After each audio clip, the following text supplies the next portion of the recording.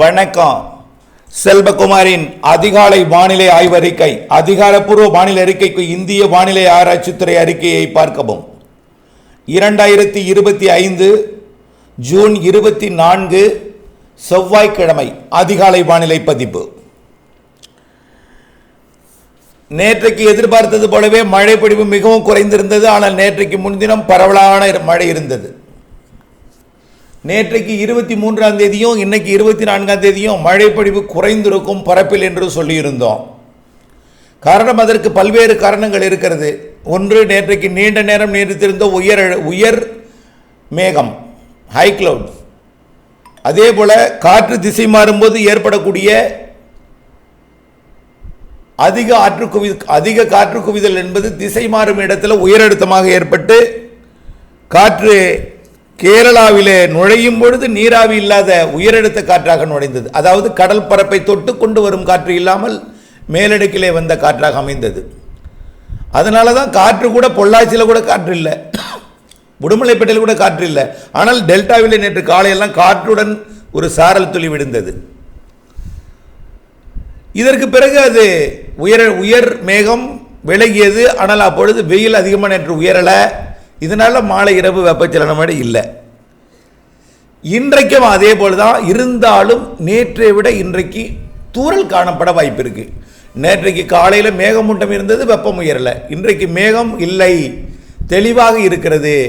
தென்மேற்கு பருவமழையும் கொஞ்சம் தொடங்கி இருக்கிறது கேரளாவிலே, தமிழ்நாட்டின் மேற்கு தொடர்ச்சி மலையில். இந்த நிலையில் தென்மேற்கு பருவமழை கேரளாவில் அடுத்த சுற்று, 3வது சுற்று மழைப்பொழிவு தொடங்கியிருக்கு. இந்த மழைப்பொழிவு தற்பொழுது கேரளாவில் பொழிவதை காட்டிலும் மேற்கு தொடர்ச்சி மலையில் நல்ல மழை இப்போ அதிகாலையிலிருந்து தான் தொடங்கி இருக்கு. இந்த மழைப்பொழிவு குறிப்பாக அப்பாஜி கவுண்டன்பதி, பொள்ளாச்சி மேற்கு, அதாவது வாளையாறு, அதாவது கேரள தமிழ்நாடு எல்லையில் நல்ல மழைப்பொழிவு பொழிந்து வருகிறது. இதை பார்க்கும் பொழுது இன்றைக்கு 24ஆம் தேதி செவ்வாய்க்கிழமை மாலையில் டெல்டா மற்றும், அதாவது சரியா சொல்ல போனால் கடலோர பகுதிகளில் தூறல் நனைக்கும் மழை பொழிவிற்கு வாய்ப்பு இருக்கிறது. ஆனால் பரவலாக இருக்காது. அதாவது நேற்று முன்தினம் போல் பெரிய பரப்பில் இருக்காது, நேற்று போல் மிக குறைந்த பரப்பில் இருக்காது.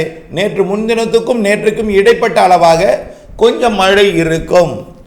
அது எங்கெல்லாம் இன்றைக்கு மாலை எதிர்பார்க்கப்படுகிறதுன்னு பார்த்தீங்கன்னா, ராமநாதபுரம் மாவட்டத்தோட உள்பகுதி, சிவகங்கை மாவட்டம், புதுக்கோட்டை மாவட்டம். புதுக்கோட்டை மாவட்டத்தில் ஆலங்குடி, அரிமளம், ஆலங்குடி கந்தர்வக்கோட்டை இடைப்பட்ட பகுதியை விட ஆவுடையார் கோவில், அறந்தாங்கி, மணமேல்குடி, அப்படியே கட்டுமாவடி, மீமிசல், தொண்டி, மீமிசல் ராமநாதபுரம் மாவட்டம் தொண்டி, அதே போல ஜெகதாப்பட்டினம், கோட்டப்பட்டினம், கட்டுமாவடி, அப்புறம் தெற்கே இருக்கக்கூடிய ராமநாதபுரத்தோட உள்பகுதி, தஞ்சாவூர் மாவட்டத்தோட பேராவூரணி பகுதி, பேராவூரணி, அதற்கு கிழக்கே இருக்கக்கூடிய மல்லிப்பட்டினம், சேதுபாபச்சத்திரம், அதிராமப்பட்டினம் போன்ற பகுதிகளுக்கு வாய்ப்பு இருக்கு. இன்றைக்கு மாலையில் நனைக்கும் மழை. அந்த மழை பட்டுக்கோட்டை, முத்துப்பேட்டைக்கும் வரலாம், உறுதி இல்லை, வரலாம். அதே போல டெல்டாவில் ஒரு இடங்களில் இன்றைக்கு மாலை கருமேகம் சூழ்ந்து ஆங்காங்கே தூறலாம். இதுதான் இன்றைய வானிலை. வட உள் மாவட்டங்கள், வடகடலோரத்திலையும் ஓரிடங்களில் தூறலாம். விழுப்புரம், கள்ளக்குறிச்சி மாவட்டத்தில் ஓரிடங்களில் நனைக்கலாம். ரைட். இன்றைக்கு நாம் மிக குறைவான பரப்பில் தான் எதிர்பார்க்கிறோம். நாம் எதிர்பார்ப்பது நீண்ட காலமாக அறிவித்துக் கொண்டிருக்கூடிய நாள் ஜூன் 25, 26, 27, 28 ஆகிய 4 நாட்கள் தென்மேற்கு பருவமழை இன்றைய விட தீவிரமடைந்து இருக்கும். ஆனால் பெரிய அளவில் வெள்ளப்பெருக்கோ பாதிக்கும் மழையோ இல்லை. நீலகிரிக்கு, வால்பாறைக்கு இருந்த போதிலும் ஒரு 20 சென்டிமீட்டர் வரைக்கும் அவலாஞ்சிக்கு, வால்பாறைக்கு ஒரு 15 சென்டிமீட்டர் வரைக்கும் வாய்ப்பு இருக்கு. கன்னியாகுமரிக்கு 5லிருந்து 8 சென்டிமீட்டரும், தேனிக்கு ஒரு 5 சென்டிமீட்டருக்குள்ளும், பிற மேற்கு தொடர்ச்சி மலைப்பகுதிகளுக்குள்ள ஒரு 5 சென்டிமீட்டர் அளவிலும், அதாவது நீலகிரியில் பிற பகுதிகளில் ஒரு 10 சென்டிமீட்டரும் இருக்க வாய்ப்பு இருக்கு. 25, 26, 27, 28 தேதிகளில் இந்த மழை கணவாய் பகுதிகளில் நுழையும் பொழுது அப்பாஜி போன்ற பகுதிகளில் வலுவான மழையாகவும், அதாவது ஒரு 5லிருந்து 7 சென்டிமீட்டர் வரைக்கும் ஒரு வலுவான மழையாகவும், உடுமலைப்பேட்டை, முக்கோணம், அதே போல நெகமம், கர்மாபுரம், காட்டம்பட்டி, தாசநாயக்கம்பாளையம், அதாவது பொள்ளாச்சி வட மேற்கு, வட கிழக்கு, வடக்கு, போன்ற பகுதிகள், பொள்ளாச்சி தெற்கு சமத்தூர் போன்ற பகுதிகள் ஆங்காங்கே வந்து சாரல் அவ்வப்பொழுது விடும். ஆங்காங்கேன்னு சொல்ல முடியாது, அவ்வப்பொழுது சாரல் விடும் பரவலாவே. இதுபோல நீலகிரியில் உள்ள சாரல் அப்படியே கிழக்கு வரைக்கும் வரும். கோயம்புத்தூர் மாநகரத்திற்கும் சாரல் இருக்கு. நாளையிலிருந்து 25, 26, 27, 28. ஆனால் மேற்கே தொடங்கும் பொழுது அது சாரலாகத்தான் இருக்கும். ஆனால் மழை பொழிவு கிழக்கே வந்து வழுக்கும். அதாவது இருக்கக்கூடிய வெப்பத்தால் அங்கிருந்து வரக்கூடிய குளிர் நீராவி வரக்கூடிய காற்று ஏன் வந்து தென்மேற்கு பருவமழை குறைவா இருக்கு அப்படின்னு பார்த்தீங்கன்னா, 70% காற்று மகாராஷ்டிரா வழியா போகுது. நிகழ்வு எங்க இருக்கு? ஒடிசாவில் ஒன்று இருக்கு, உத்தரப்பிரதேசத்தில் ஒன்று இருக்கிறது, பாகிஸ்தான் எல்லையோர பஞ்சாபை ஒட்டி ஒன்று இருக்கிறது. இவையெல்லாம் அதாவது பஞ்சாபிற்கு மேற்கே பாகிஸ்தானில் இருக்கு.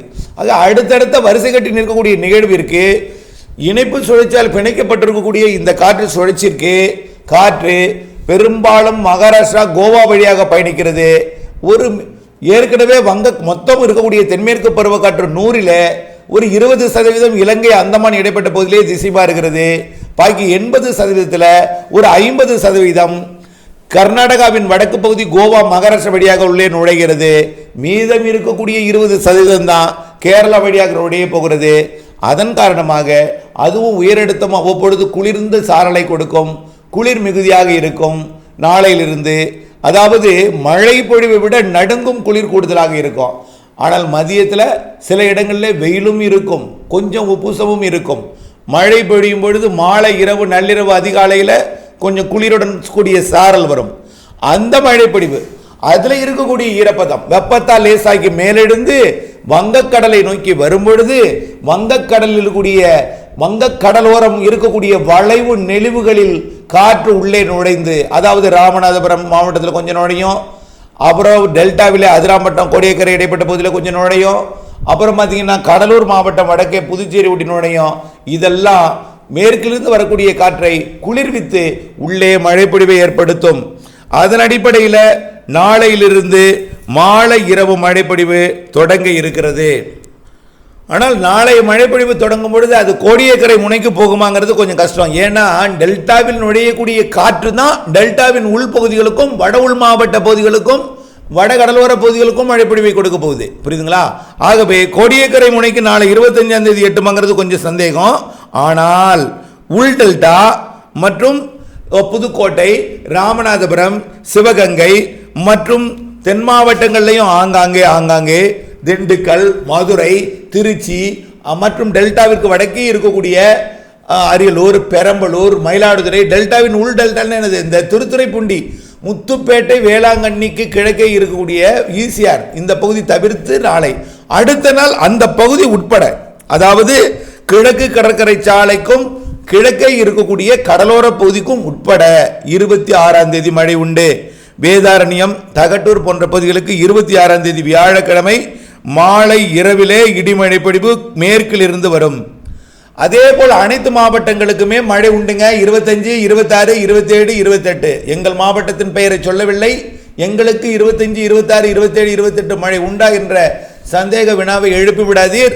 அனைத்து மாவட்டங்களுக்கும் மழை ஒதுக்கி ஆங்காங்கே என்றால் உங்கள் மாவட்டத்திற்கும் உண்டு என்று அர்த்தம். ஆகவே அதை புரிந்து கொள்ளுங்கள். ஒரே வாரத்தில் சொல்லியிருக்கிறேன். 26ஆம் தேதி கொஞ்சம் கூடுதல் பரப்பில் இருக்கும். காற்று பகுதிக்கும் இருக்கு. ஆனால் காற்று பகுதியில் குறைவான பரப்பில் மழை இருக்கும், ஒதுக்குதல் கூடுதலாக இருக்கும். ஆனால் பிற பகுதிகளில் ஒதுக்குதல் என்பது குறையும் படிப்படியாக. 27ஆம் தேதி இன்னும் மழைப்பொழிவு கூடும். 26ஆம் தேதி சென்னைக்கும் மண்ணைக்கும் உண்டு. 27ஆம் தேதி சென்னைக்கும் மண்ணைக்கும் உண்டு. அதாவது டெல்டாவிற்கு உண்டு, வடகடலோரமும் உண்டு, உள்ளேயும் உண்டு, தெற்கையும் உண்டு.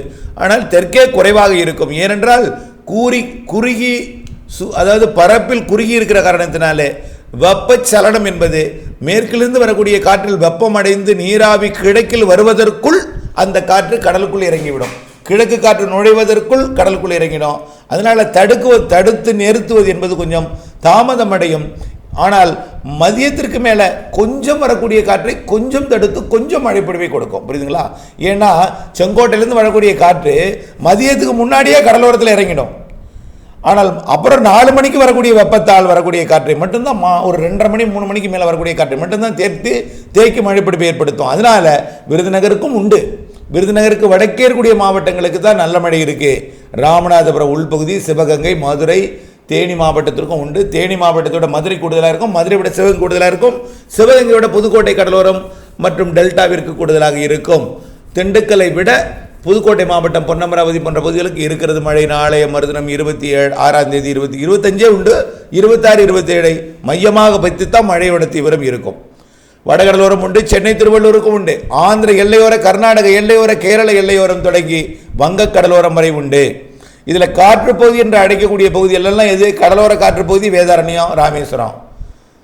மேற்கு தொடர்ச்சி மலை காணவாய் காற்று பகுதி ஆரல்வாய்மொழி மற்றும் செங்கோட்டை, அப்படியே பார்த்தீங்கன்னா பாலக்காடு.